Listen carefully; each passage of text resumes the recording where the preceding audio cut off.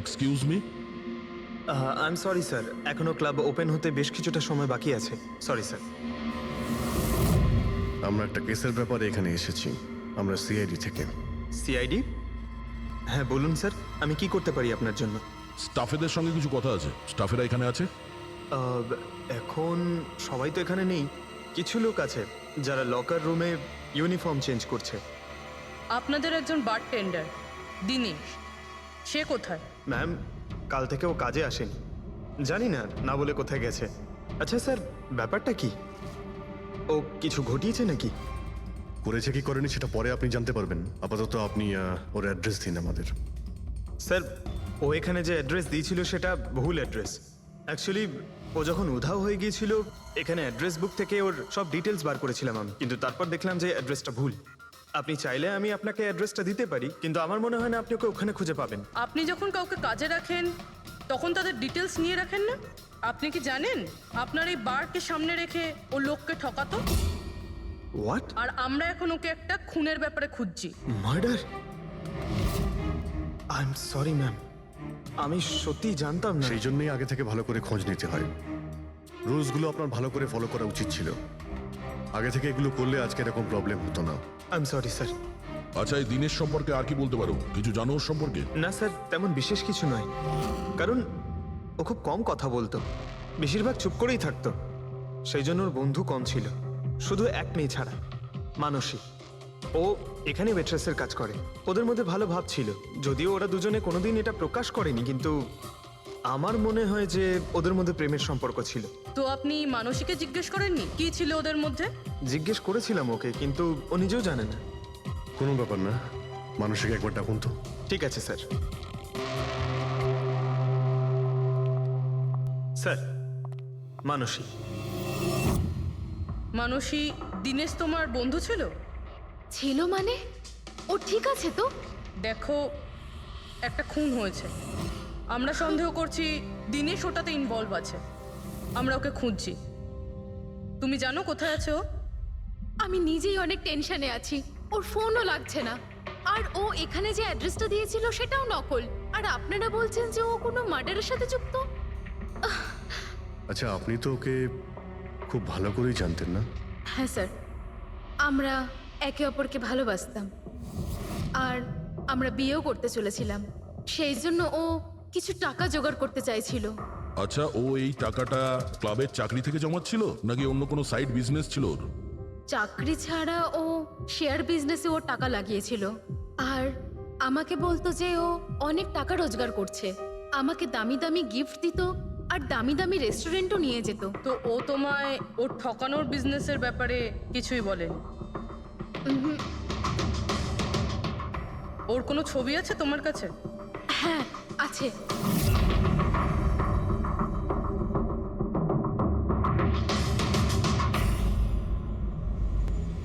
Sir, এই দিনেশ তো নিরুদ্দেশ, কিন্তু ওর ছবি আমরা পেয়েছি। এটাকে আমরা সার্কুলেট করে দিচ্ছি। স্যার, এই দিনেশ তো নিরুদ্দেশ, কিন্তু ওর ছবি আমরা পেয়েছি। এটাকে আমরা সার্কুলেট করে দিচ্ছি। হ্যাঁ, করাও অভিজিৎ, করাও। তিনজনের স্কেচ তো করা হচ্ছে। একটা কথা তো পরিষ্কার যে চারজন সবাই একসঙ্গে কোনো গর্তে লুকিয়ে বসে আছে। হ্যাঁ স্যার। স্যার, এটা ঠক কিন্তু খুনি নয়। ভুল করে এদের হাতে খুন হয়ে গেছে। 100% এটা ভয় পেয়েই কোথাও লুকিয়ে রয়েছে। ব্যাস, এই ভয়টাকেই আমাদের কাজে লাগাতে হবে। এমন ভাবে ভয় দেখাতে হবে যে ওরা নিশ্চয়ই কোনো ভুল করে থাকবে, আর আমরা খাপ করে ধরে ফেলবো। স্যার, স্যার, হ্যাঁ, স্কেচ তৈরি। ওকে। স্যার, হ্যাঁ, এই তিনজনই জুয়ারি, আর যে ছুরি মেরেছে সে হলো হরিশ। একটা কাজ করো, এই তিনটে স্কেচই আর ওই বারটেন্ডারের ছবি প্রতিটা police station, railway station, bus stand, লজে, সব জায়গায় পাঠিয়ে দাও। আর সমস্ত নিউজ চ্যানেলেও পাঠিয়ে দাও। আর ওদেরকে জানিয়ে দাও যে 24 ঘন্টা যেন এদের ছবি দেখানো হয়। প্রত্যেকটা বাড়িতে এদের ফটো দেখাতে হবে। তারপরে দেখবো কতদিন লুকিয়ে থাকে আমাদের হাত থেকে। এই চারটে ফটো খুব ভালো করে দেখুন। এই চারজন এই হত্যাকাণ্ডে জড়িত। এদের ব্যাপারে কোনো রকম সূত্র বা কোনো রকম খবর পেলে সিআইডি কে এই নাম্বারে খুব তাড়াতাড়ি যোগাযোগ করবেন। এ তো এরা খুবই ভয়ানক।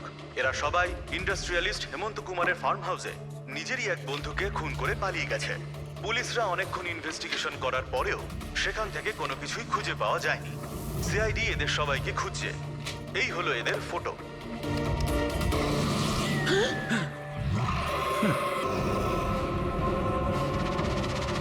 ভাই শোন না, ম্যাচটা চালু কর না, ম্যাচ হচ্ছে। এরা সবাই ইন্ডাস্ট্রিয়ালিস্ট হেমন্ত কুমারের ফার্ম হাউসে নিজেরই এক বন্ধুকে খুন করে পালিয়ে গেছে। সিআইডি এদের সবাইকে খুঁজছে। এই হলো এদের ফটো। দেখলি তুই, এরা তো সবকিছু জেনে ফেলেছে। ভাই ছবি টবি সব দেখাচ্ছে, সমস্ত ডিটেলস দেখাচ্ছে। বাজেভাবে ফেসে যাবো ভাই এসবে। হাসবো তো বটেই, আমি তোদের আগেই বলেছিলাম যে চল পালিয়ে যাই, কিন্তু তোরা তো শুনলেই না। এবার এবার পুলিশ আসবে, সব জায়গায় খোঁজ করবে, আর তখন আরে এখনো এখনো এখনো অনেক সময় আছে, চল পালাই। এই ব্যাগ তোলা, সবাই মিলে পালাই, চল।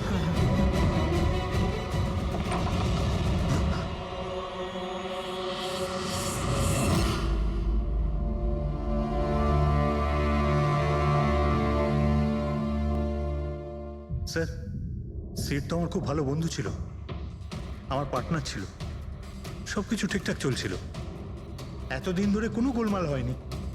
ওই রাতে কি যে হলো, আমি তো অন্যান্য বারের মতোই নকল ছুড়েই মেরেছিলাম, কিন্তু মানে মানে জানি না কিভাবে কিভাবে মরলো, আমি জানি না। এও জানে না। ওসব নাটক বন্ধ করো আর সত্যি করে বলো। বলো। স্যার, আমরা ধনী আর এনআরআই লোকদের বোকা বানিয়ে ঠকাতাম, আর দিনেশ ওই জেডিস ক্লাব থেকে এই ধরনের বোকাদের সিডের কাছে আনতো। তারপর আমরা সেই বড় লোক এনআরআই লোকগুলোকে কোনো খালি নির্জন বাংলোয় নিয়ে যেতাম, যেটা আমরা প্রথম থেকেই সিডের বাংলোর মতো সাজিয়ে রাখতাম।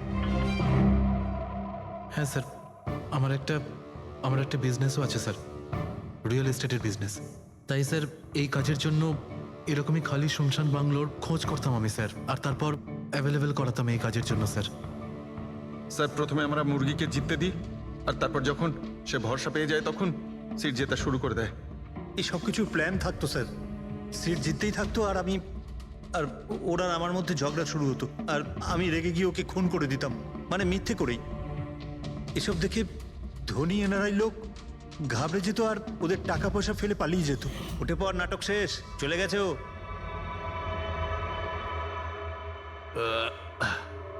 ঠিক গেছে তো রে? হ্যাঁ গেছে। উফ, আরে লেগে যাবে পাগল। তারপর আমরা ওই টাকাগুলো নিজেদের মধ্যে ভাগ করে নিতাম। ওই রাতেও সব এরকমই হয়েছিল। আমি ওকে ছুরি মেরেছিলাম, আর তারপর পুলিশকে ফোন করা যাক আর সবকিছু ডিটেলে বলে আমি দেওয়া যাক। পুলিশের চক্করে পড়তে চাই না। আমার পাসপোর্ট, ইউএসএ সিটিজেনশিপ সবকিছুই চলে যাবে। না না না না না, আমি যাচ্ছি। আরে ঘুমিয়ে পড়লি নাকি সিট? আরে ওঠ ভাই, অনেক হয়েছে, আর ওভার অ্যাক্টিং করতে হবে না। Sit set set.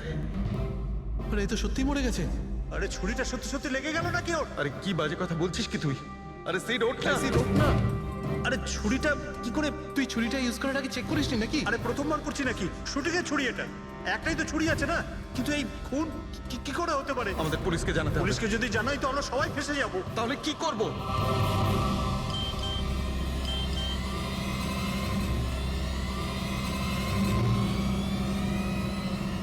তোর খেলাটা ভেস্তে গেছে ভাই। কি? এই এই কেটে দেখ, এই দেখ ফটো আছে। আরে আমি এই ফটোগুলো এখনই পাঠাচ্ছি পুলিশের কাছে অ্যাড্রেস সহ। ওরা এক্ষুনি ওখানে এসে পড়বে।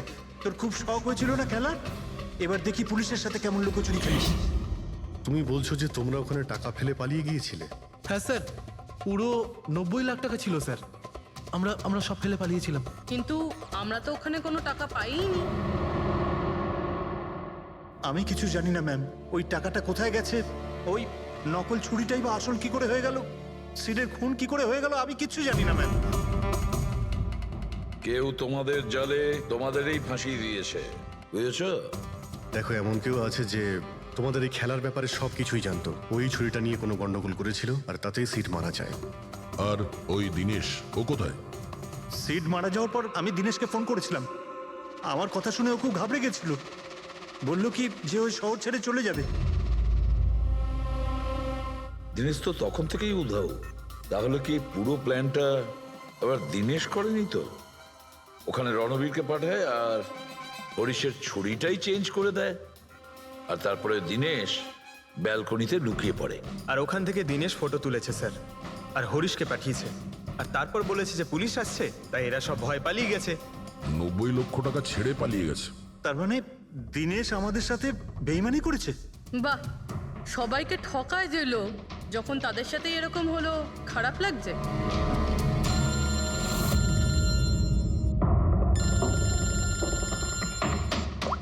হ্যাঁ বলো সালুকে। ফ্যান্টাস্টিক, ঠিক আছে। সালুকে বললো যে প্রমাণ পাওয়া গেছে, যে জিনিস দুটো আমরা দিনেশের কথায় আমরা পাঠিয়েছি। ওর ইউনিফর্ম আর জিম ব্যাগ। হ্যাঁ দা, যে কাপড়ের টুকরো আমরা ব্যালকনি থেকে পাই, ওই টুকরোর সঙ্গে এই দিনেশের ইউনিফর্মের কাপড় ম্যাচ করছে। স্যার, তার মানে খুনি দিনেশ?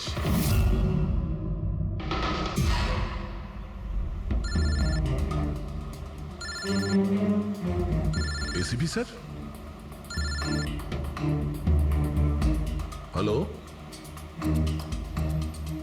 কি জিটি রোড? ঠিক আছে স্যার, ওকে ওকে। জিটি রোডে যেতে হবে। দিনেশকে জিটি রোডের বাজারে দেখা গেছে।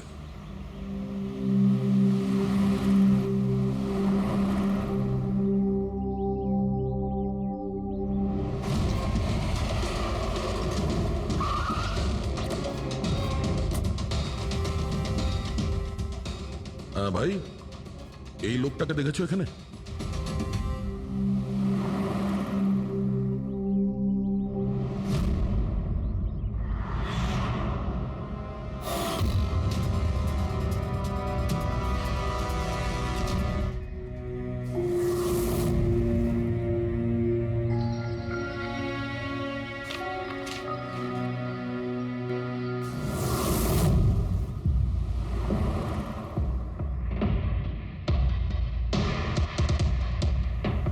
আচ্ছা এই যে দাদা, একে দেখেছেন? হ্যাঁ দেখেছি তো।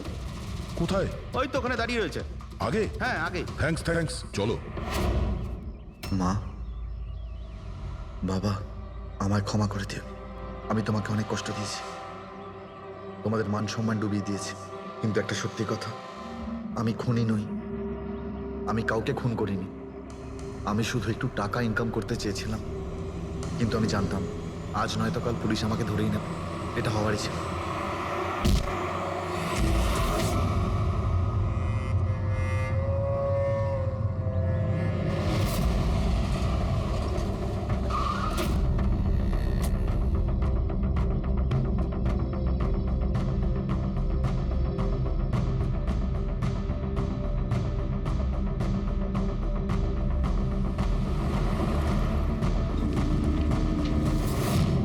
ক্ষমা করে দাও, এই বদনাম নিয়ে বেঁচে থাকার থেকে মরে যাওয়া ভালো। স্যার আমরা সিসিটিভি ফুটেজ চেক করে দেখেছি, ওকে দেখে ওখানে ডিপ্রেসড মনে হচ্ছিল। স্যার মনে তো হচ্ছে না কেউ ওকে ফোর্স করেছিল, ও নিজের ইচ্ছেতেই মারা গিয়েছে। সুইসাইড নোট পড়ে তো মনে হচ্ছে স্যার ও এই কাজের ব্যাপারে খুব লজ্জিত ছিল। ও এ ব্যাপারে জড়িত তো ছিল, কিন্তু সিটকেও মারেনি। স্যার, দিনেশ নয় তো আর কে হতে পারে? এদের এইসব খেলার ব্যাপারে আর তো কেউ জানতোই না। এরকম ব্যাপার নয় তো যে এরা যাদেরকে ঠকিয়েছিল ওদের মধ্যে কেউ এদের থেকে প্রতিশোধ নিচ্ছে? হতে পারে। একটা কাজ করি, আমরা বোর্ডের ওপর পুরো সাসপেক্টদের নাম লিখি, ওদের ফটোগুলো ওই সাসপেক্ট মানে ওই এনআরআই যাকে হরিশ আর তার দুই বন্ধু মিলে ঠকিয়েছে,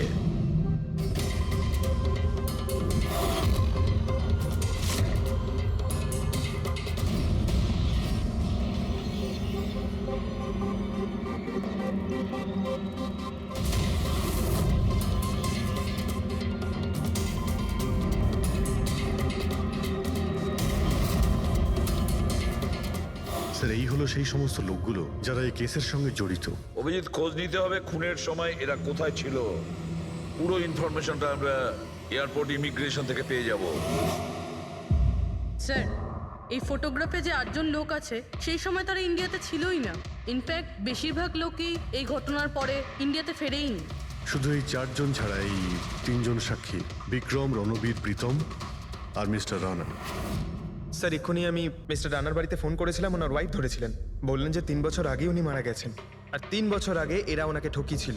উনি এই গিল্ট ফেলেই ভুগতেন যে ওনার সামনে কেউ খুন হয়ে গেছিল আর উনি কিচ্ছু করতে পারেননি, যার জন্য উনি নেশার কবলে পড়েন। আর তাহলে বাকি থাকলো 3 জন সাসপেক্ট, প্রীতম, রণবীর আর বিক্রম। প্রীতম আর বিক্রম এরা তো দেশের মধ্যেই ছিল, কিন্তু এই শহরে ছিল না। এবার এই রণবীরই শুধু বাকি থাকলো। রণবীর তো নিজেই ওখানে ছিল, ওই ফটোতেও ছবি আছে। হ্যাঁ স্যার, ও একই সাথে ব্যালকনি আর হল তাতে থাকতে পারে না, এটা অন্য কেউই হবে। তাহলে কে হতে পারে এই খুনি? পঙ্কজ, মিস্টার রানা 3 বছর আগে মারা গেছেন, ওনার পুরো ডিটেলসটা আমার চাই। স্যার,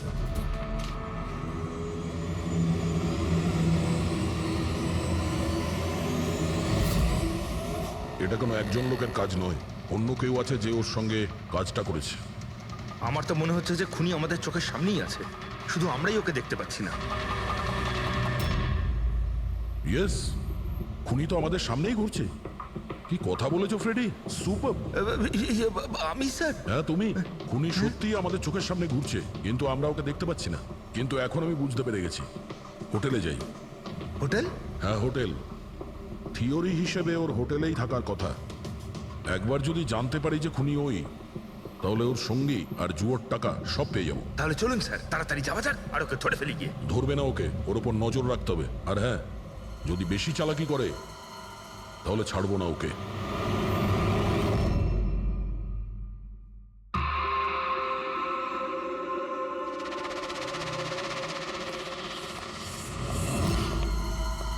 এক্সকিউজ মি, হ্যাঁ স্যার, আমি আপনার ফোন থেকে একটা ফোন করতে চাই। করুন স্যার। ওয়েল, আমার একটু প্রাইভেট কথা ছিল আর কি। এছাড়া কি আপনার কাছে অন্য কোনো ফোন আছে? স্যার ওইটাই চলে যান, ওটা থেকে কথা বলে নিন। Thank you. Thank you.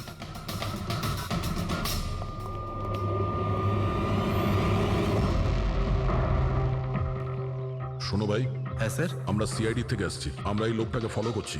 এই লোকটা যে কথা বলছে ওটা আমাদের শুনতে হবে যে কি কথা বলছে। স্যার ওই ফোনটা এই ফোনটার সাথে কানেক্টেড। আমার মনে হচ্ছে সিআইডি কিছুই জানতে পারেনি। প্ল্যানটা সাকসেসফুল। আমাদের প্ল্যানটা খারাপ করার শুধু একটাই লোক ছিল, আর সে ছিল দিনেশ। আরও সেটার উপযুক্ত শাস্তি পেয়ে গেছে। So there is nothing to worry about. You don't worry, আমি যদি কিছু জানতে পারি তোমাকে জানাবো। I love you two.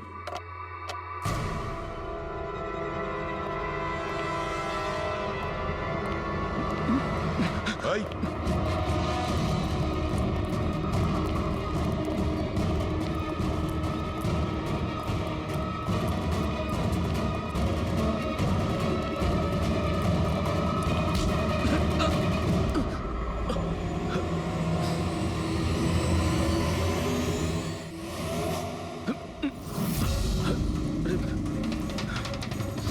আমি আপনাদেরকে কিচ্ছু বলতে পারবো না, আমি এই ব্যাপারে কিচ্ছু জানি না। তুই কিছু বলিস আর না বলিস, তুই ফোনে যা কথা বলছিলি না ওটা আমরা সবাই শুনে নিয়েছি, বুঝলি? শুধু এটা বল, টাকা কোথায়? হ্যাঁ, দেখো, মুখ বন্ধ করে কেন নিজের জীবনের সর্বনাশ ডেকে আনছো? তোমার মঙ্গল এতেই, চুপচাপ যা জানো সব বলে দাও। টাকাটা ওর কাছে রয়েছে।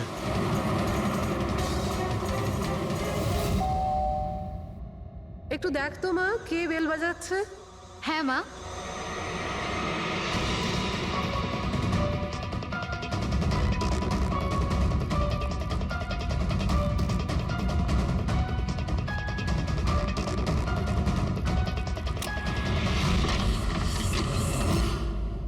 হাই, চিনতে পেরেছো? স্যার, মানসী। অ্যাকচুয়ালি আমরা আপনার বাড়ির তল্লাশি নিতে চাই। Search warrant. কি ব্যাপার, আপনারা কারা? সিআইডি, আমাদের কাছে আপনার বাড়ির তল্লাশির অর্ডার আছে। কিন্তু আমরা কি করেছি? আপনারা এখানে কেন এসেছেন? খুব তাড়াতাড়ি জানতে পারবে। চেক করো।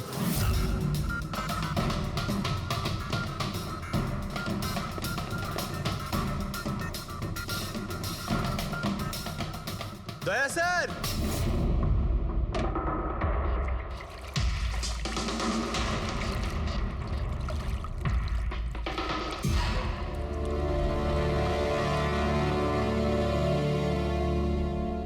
চলো।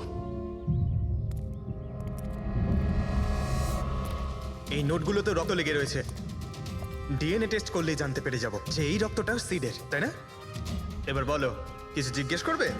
এখন এ জিজ্ঞাসা করবে না, আমরা জিজ্ঞাসা করব বিউরোতে।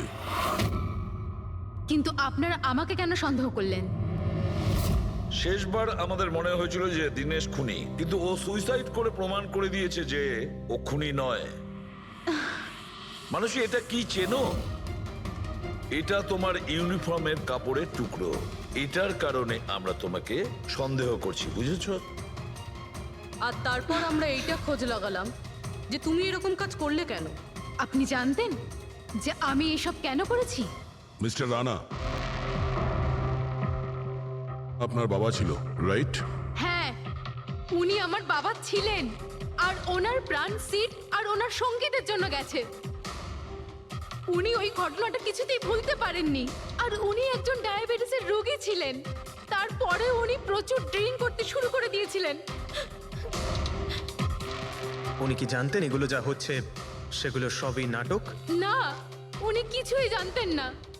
যদি এটা জানতেন তাহলে নিজের প্রাণ নিতেন না। উনি তো এই সব কিছুকে সত্যি মনে করতেন। ইউএসএতে ছিলাম আমি, যখন মা আমাকে কল করলো। বাবার অবস্থা খুব খারাপ ছিল।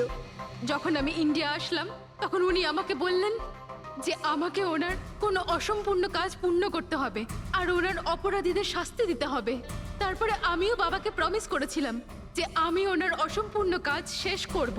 তারপরে উনি আমাদের সবাইকে ছেড়ে চলে গেলেন। তারপরে তুমি কি করলে? তারপরে আমি খোঁজ করা শুরু করি, কিন্তু ওই সময় এরকম কোনো কেস রেজিস্টারই হয়নি।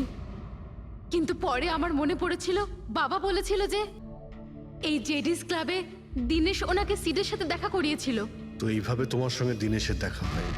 হ্যাঁ, তারপরে আমি ওখানে ওয়েটারে চাকরি করা শুরু করি। দিনেশকে নিজের বন্ধু বানাই আর ধীরে ধীরে ওর কাছে আসতে থাকি। তারপরে পুরো বিষয়টাই আমি বুঝতে পেরেছিলাম যে কিভাবে ওরা আমার বাবাকে বোকা বানিয়ে আমার বাবার থেকে টাকা নিয়েছিল। কিন্তু আইনের কাছে সাহায্য চাওয়ার বদলে তুমি আইন নিজেই হাতে নিয়ে নিলে। বেইমানির বদলে বেইমানি। দিনেশের সঙ্গে তুমি ভালোবাসার নাটক করেছিলে। হ্যাঁ, আমি নাটক করেছি। ওদেরকে উপযুক্ত শাস্তি দেওয়ার জন্য আমি এটা করেছিলাম। আর এতে তোমার সাহায্য করেছে তোমার প্রেমিক, তোমার আসল বয়ফ্রেন্ড।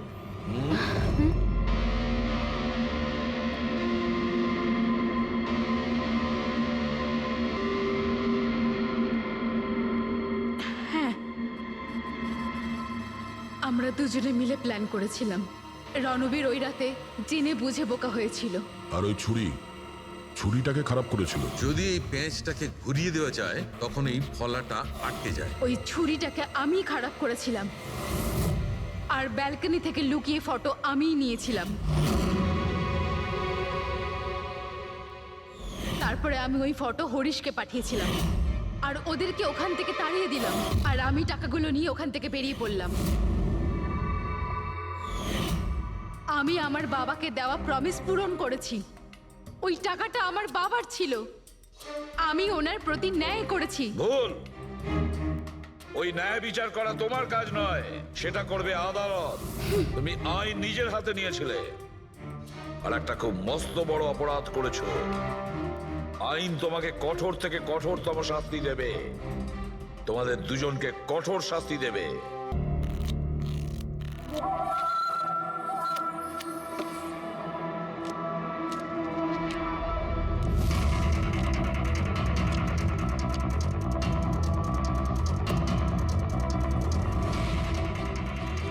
এই রইল আমার 2 লাখ টাকার চাল।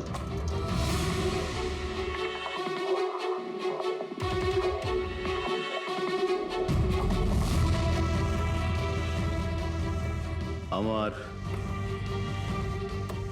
3 লাখ টাকার চাল।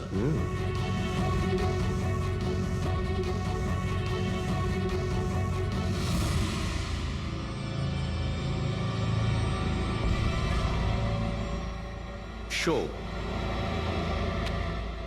মনে হচ্ছে আজকে আমার দিনটা খুব ভালো। আমাকে হারানো আজ তোমাদের পক্ষে সম্ভবই নয়। সম্ভব না, তাই না? হ্যাঁ, দাঁড়া দেখাচ্ছি।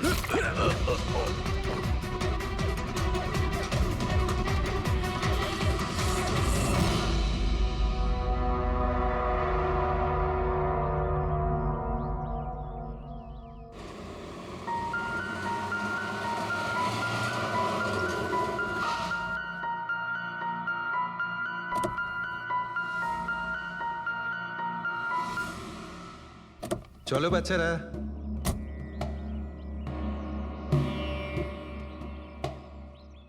ভীষণ ক্লান্ত লাগছে, এত লম্বা ড্রাইভ। হেমন্ত, তুমি তো জানো আমরা ভ্যাকেশনে এসেছি, তাহলে কিছুদিন তুমি বিশ্রাম করে নিও, ওকে? ওকে বাবা, ঠিক আছে, দরজা তো খোলো, আমি লাগেজগুলো নিয়ে আসছি। হ্যাঁ। এসো।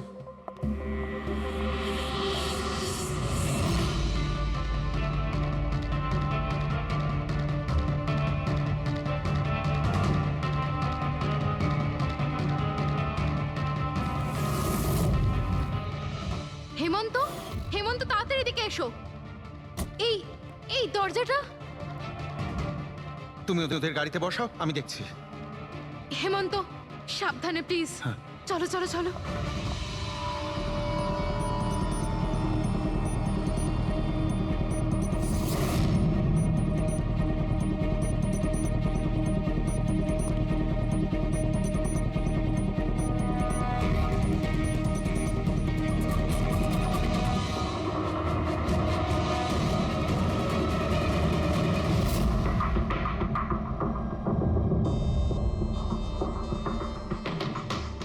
তিন চারবার আঘাত করেছে ছুরি দিয়ে।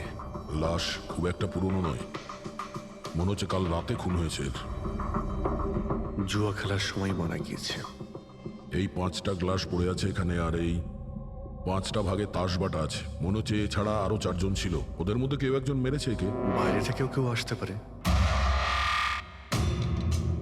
পুরবী পঙ্কজ, একটু দেখো তো এই জালনা কিংবা দরজা ভাঙা নেই তো? মিস্টার হেমন্ত, এই লোকটা কে? না স্যার, আমি তো এনাকে আগে কখনো দেখিও নি। এই লোকটা আপনার ঘরে মরে পড়ে আছে, আর দেওয়ালের চারিদিকে ওর ছবি লাগানো আছে। এটা কি করে সম্ভব? একজন অচেনা লোক আপনার এই হলিডে হোমে এসে তাস খেলছে, মারা গেছে। How it possible?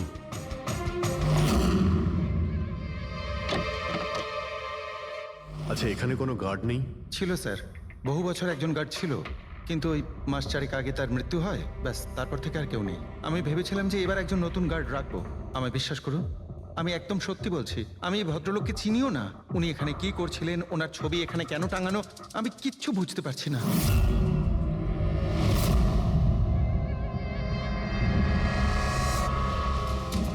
পঙ্কজ,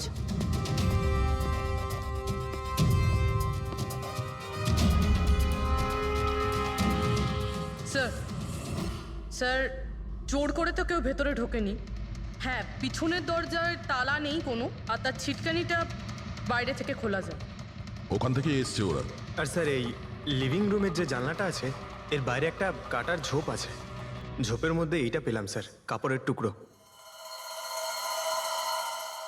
মনে হচ্ছে কেউ এর উপরে নজর রাখছিল ওখান থেকে, আর তাড়াহুড়ো করে দৌড়তে গিয়ে তখন এই কাপড়ের টুকরোটা ওইখানে আটকে যায়। মৃত ব্যক্তি ছাড়া এখানে আরো 4 জন ছিল, আর একজন লোক বাইরে, সব মিলিয়ে 5 জন। তাহলে এই ক্রাইমের অন্তত 5 জন সাক্ষী আছে। যদি এই 5 জনের মধ্যে একজনকেও ধরতে পারা যায়, তাহলে জানা যাবে কাল রাতে এখানে কি হয়েছিল। 3 জন লোক আছে যারা এই খুনটা সম্বন্ধে জানে, এবং তারা যে খুন হয়েছে তার ছবি দেখে চিনতে পেরেছেন। কখন আসছে ওরা? একটা সময়। 5 জনের মধ্যে 3 জন প্রথমবারই পাওয়া গেল, নট ব্যাড। আর স্যার, ওনারা নিউজ দেখে নিজেরাই আমাদের সঙ্গে দেখা করতে এসেছিলেন। অসাধারণ ব্যাপার। সমাজে যদি বাজে লোক থাকে, ভালো লোকও অনেক আছে স্যার। কিন্তু ওরা কাল রাতে রিপোর্ট লেখালো না কেন? স্যার, স্যার এরা ওই 3 জন, প্রীতম, রণবীর, বিক্রম। প্রীতম, রণবীর আর বিক্রম। তোমরা সবাই জানো ওই খুনটার ব্যাপারে? স্যার। 3 জনের আলাদা করে স্টেটমেন্ট নাও। স্যার, যখন সিডের খুন হয়েছিল তখন আমি ওখানেই ছিলাম। সিড, ওর নাম সিড ছিল। হ্যাঁ স্যার। স্যার আমি ওদের চিনতামও না। কালকে প্রথমবার ওদের সাথে দেখা হয়েছে, আর কালকেই খুন হয়ে গেল। এক মিনিট সব কিছু ঠিক মতন বলবে। স্যার আসলে ওই যে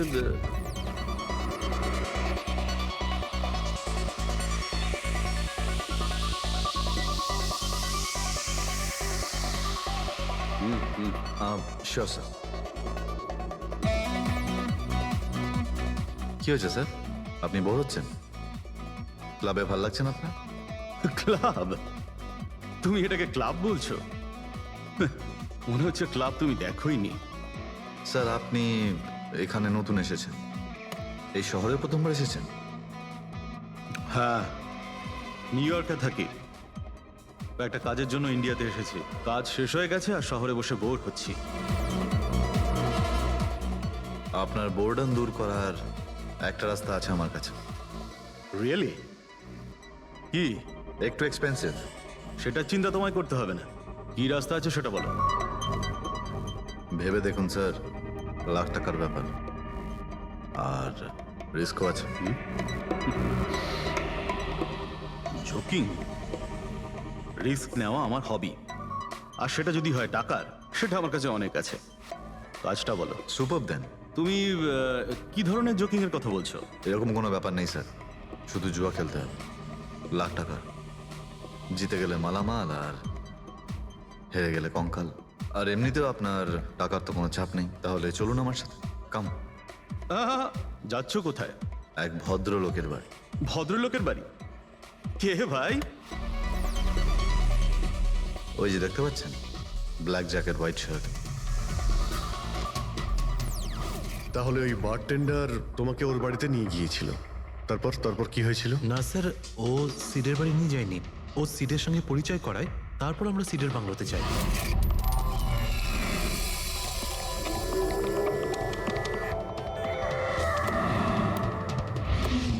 আর যখন আমরা ওখানে পৌঁছলাম তখন আগে থেকেই দুজন ওখানে ছিল।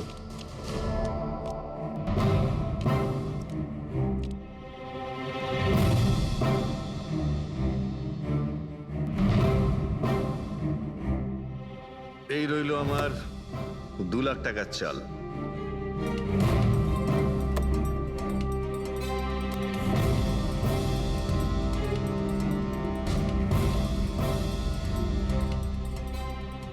শো। দেখা। দারুণ ব্যাপার ভাই। কি খেয়ে বসেছিস? জিতেই চলেছিস। আমাদেরও বলে দে, আমরা একটু টাকা কামাই। ভাই যদি খেলেই যেতে পারা যেত তাহলে তো কোনো কথাই ছিল না। এগুলো সব কপালের ব্যাপার, আর আজ আমার কপাল ভীষণ ভালো। সেটাই মনে হচ্ছে। তাহলে আরেকটা ডিল হয়ে যাক। হয়ে যাক। এটা কি করে হতে পারে? বললাম না আমার কপাল খুব ভালো। তোর লাক আজকে ভালো না অন্য কিছু? মানে এটাই যে তুই তাসের মধ্যে সেটিং করে রেখেছিস। এ নিশ্চয়ই তাসের মধ্যে কিছু গোলমাল করে রেখেছে। ভাই এর বাড়ি, হয়তো কোনো ক্যামেরাও লাগিয়ে রেখেছে, নাকি তাসে গন্ডগোল করে রেখেছে। ভেবে দেখার ব্যাপার। তোর মনে হচ্ছে আমি চিটিং করছি? অফকোর্স, নাহলে আমাদের মধ্যে কারো হাতে ভালো তাস এলো না কেন? ওর এলো না, আমার এলো না কেন? তুই চিটিং করছিস? চিটার? এই তুই আমাকে চিটার বলছিস? হ্যাঁ তোকে চিটার বলছি। ও, হার মেনে নিতে পারছিস না তুই, তাই তো? খোকা, এটা বড়দের গেম, বাচ্চাদের নয়। যদি এখানে জিততে হয় না, তবে কার্ডে জিততে হয়। তাহলে বেরিয়ে যায় এখান থেকে। মুখ সামলে কথা বল। কি করছিস কি? তুই মুখ সামলে কথা বল, এটা আমার বাড়ি, বুঝলি? বেরিয়ে যা এখান থেকে। কি করছিস কি ভাই? আরে ওকে তাড়া কেউ এখান থেকে। তার মানে হরিশ ওখান থেকে চুপ করে বেরিয়ে গেল? হ্যাঁ স্যার, প্রথমে আমারও মনে হচ্ছিল যে ও চলে গেছে, কিন্তু ও কিচেনে গেছিল। কিচেনে? হ্যাঁ স্যার, কিচেনে। যখন ও কিচেন থেকে বেরোলো তখন ওর হাতে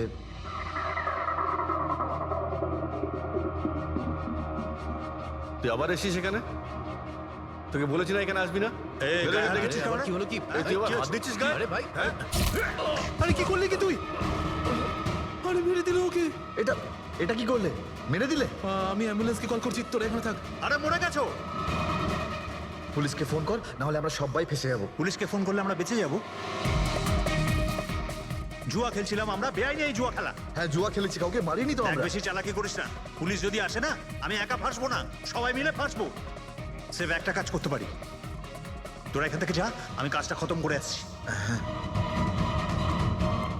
তোমরা কত টাকা হেরেছিলে? স্যার 30 লাখ। আমার প্রায় 50 লাখ মতন। স্যার 35 লাখ। এক মিনিট রণবীর, তুমি বলেছিলে যে সিড ওই সময় সাদা শার্ট পরেছিল, ইয়ে স্যার, উনি সাদা শার্টই পরেছিল। আর বিক্রম তুমি বলেছিলে যে ও হলুদ শার্ট পরেছিল। হ্যাঁ স্যার, ও হলুদ শার্টই পরেছিল। ও সাদা বা হলুদ রঙের শার্ট পরেছিল না, একটু ব্লুইশ কালার ছিল শার্টটার, আমার ভালো মনে আছে। কিভাবে সেটা হয়? আমরা যখন লাশটাকে পেয়েছিলাম তখন ও হোয়াইট কালারের শার্ট পরেছিল, আর রণবীরও তো এই একই কথা বলছে। এটা কিভাবে সম্ভব?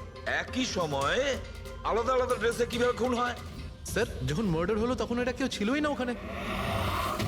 ছিল না মানে? মানে এটাই যে আমার ভালো মতো মনে আছে, এটা 6 মাস আগের ঘটনা, এরা ছিল না ওখানে। না স্যার, এটা পুরো 1 বছর আগের কথা।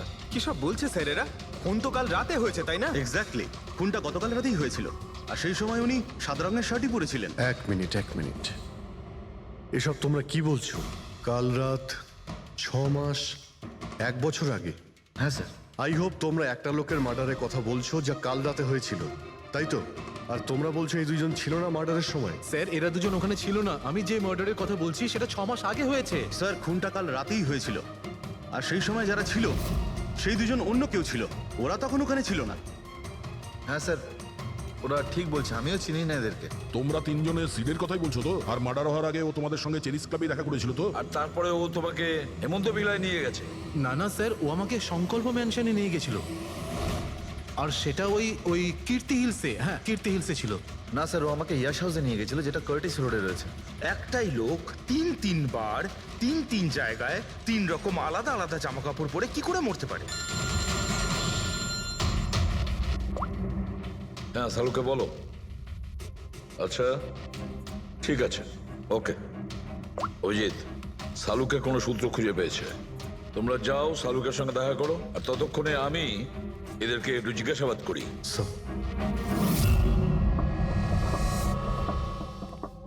হ্যাঁ এসো ভাই এসো, দেখো আমি কি পেয়েছি। আরেকটা কথা বলতে হবে, এই কেসটা বড় অদ্ভুত। হ্যাঁ ডক্টর সালুকে, কেসটা তো খুবই অদ্ভুত, আর যেগুলো আমরা জানতে পেরেছি ওগুলো। আরে না ভাই, ওইটাও তো অদ্ভুত নয়, আমি যেটা তোমাদের বলতে যাচ্ছি সেটা অদ্ভুত। হ্যাঁ কি হলো? তুমি এদিক ওদিক কি দেখছো? কিছু না।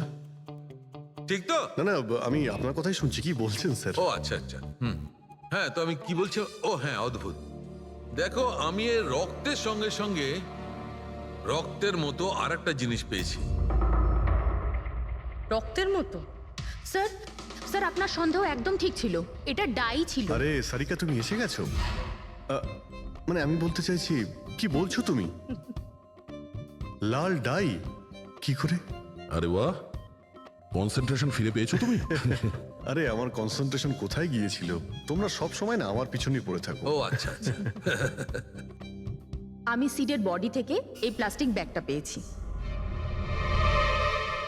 এই ব্যাগ ওর শার্টের ঠিক নিচে ওর বডির সাথে টেপ দিয়ে আটকানো ছিল,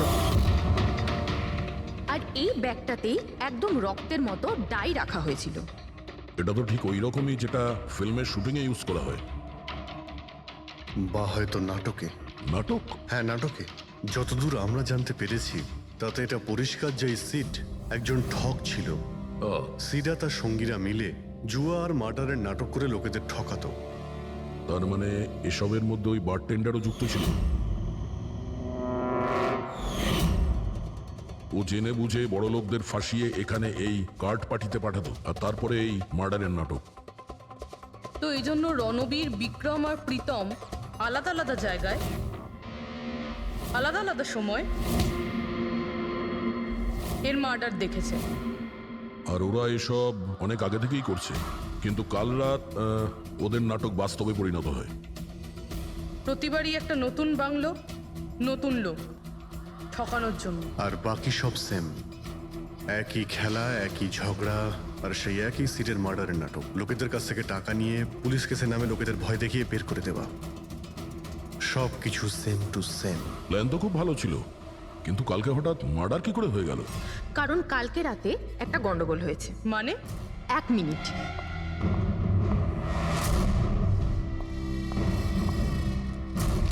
স্যার, আর এই হচ্ছে ছুরি। এই ছুরিটাও সেই রকমই নকল যেমন এই রক্তটা। যদি এটাকে কারোর শরীরে মারা যায় তখন এটা শরীরের ভেতরে যায় না, এটা ছুরির ভেতরেই চলে যায়। এই দেখো। কিন্তু ডক্টর, এটা যদি নকল চাকু হয় তাহলে এই নকল চাকু দিয়ে সিড মারা গেল কি করে? কালকে রাতে একটা ভুল হয়েছিল। এখানে একটা পেঁচ আছে, এই দেখো।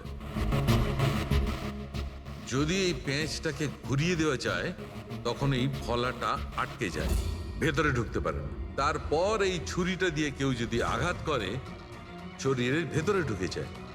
কেউ ইচ্ছে করে এই ছুরিটাকে এরকম বানিয়েছে যাতে সিড মরে যায়। এরকম তো সেই লোকটাই করতে পারে যে এই খেলার ব্যাপারে সব কিছু জানতো। এটা বোধহয় সে যে লিভিং রুমের ব্যালকনিতে ছিল, যার কাপড়ের টুকরো আমরা পেয়েছিলাম। আর দ্বিতীয়ত, আমাদের খুনির কাছে সে পৌঁছবে যে বাকি লোকেদের কার্ড পার্টি পর্যন্ত পৌঁছেছে। ওই বারটেন্ডার দিনেশ।